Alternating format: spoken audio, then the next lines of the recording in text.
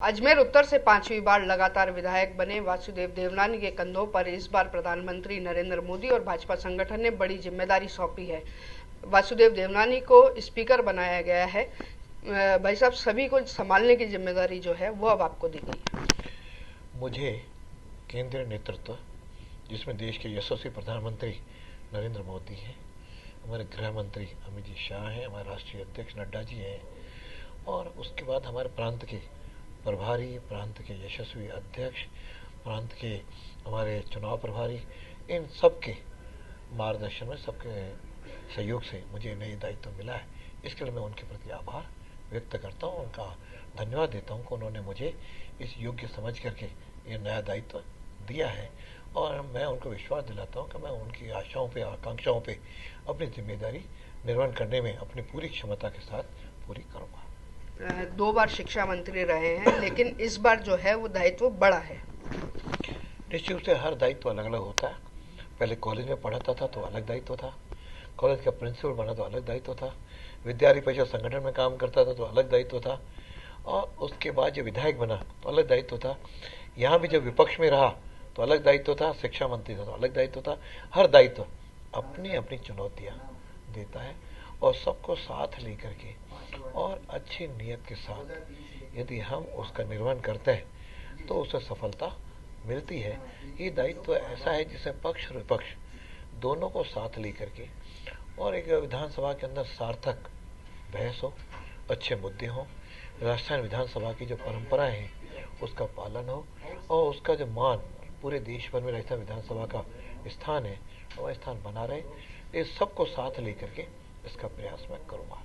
कल मेरी आपसे फ़ोन पर बात हो रही थी, मैंने आपसे पूछा कि कौन मुख्यमंत्री बन सकता है, तो आपने कहा कि ये बीजेपी है। ना यहाँ पेपर लीक होंगे और ना मुख्यमंत्री का नाम लीक। निश्चित रूप से बीजेपी एक कैडर बेस्ड पार्टी है और कार्यकर्ता आधारित पार्टी है, इसलिए किसी भी कार्यकर्ता को कोई भी जिम्मेदारी दी जा सकती है।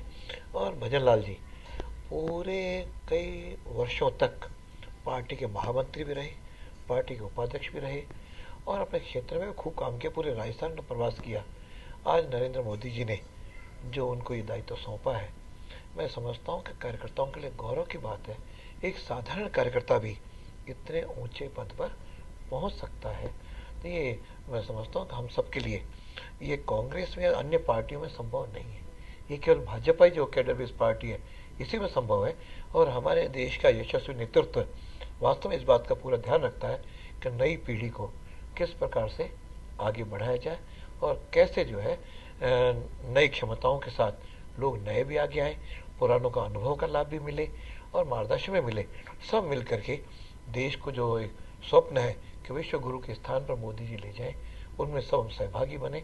और आगामी दिनों में तो ये चुनौती भी है कि जो लोकसभा के चुनाव हैं, निश्चित रूप से अपेक्षा होगी कि देश के प्रधानमंत्री दोबारा प्रधानमंत्री बने।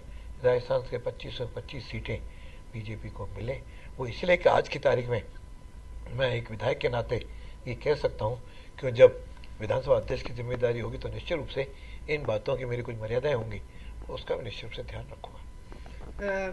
लगातार कयास लगाए जा रहे थे कि वसुंधरा जी सीएम बनेंगी, लेकिन पहली बार विधानसभा चुनाव जीते हैं भजन लाल शर्मा, उन्हें मुख्यमंत्री बनाया गया। आपको ये शायद आश्चर्य लगता होगा, लेकिन हमें नहीं लगा कि किस तरह से आज विधानसभा के विधायकों की बैठक में पूरा मुख्यमंत्री और हमारे राष्ट्रीय उपाध्यक्ष माननीय वसुंधरा जी ने इसका प्रस्ताव रखा और हम सबने मिलकर उसका अनुमोदन किया।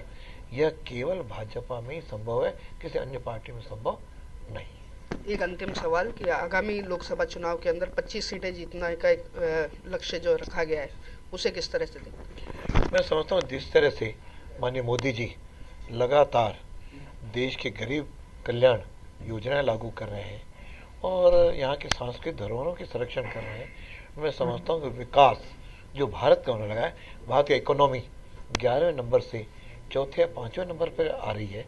तो इस तरह से जनता आज देश को ऊंचाइयों तक ले जाना चाहती है और मोदी जी के नेतृत्व में संभव है। इसलिए मैं समझता हूँ 25 से 25 सीटें निश्चित रूप से राजस्थान उनको देगा। तो ये थे विधानसभा स्पीकर वासुदेव देवनानी।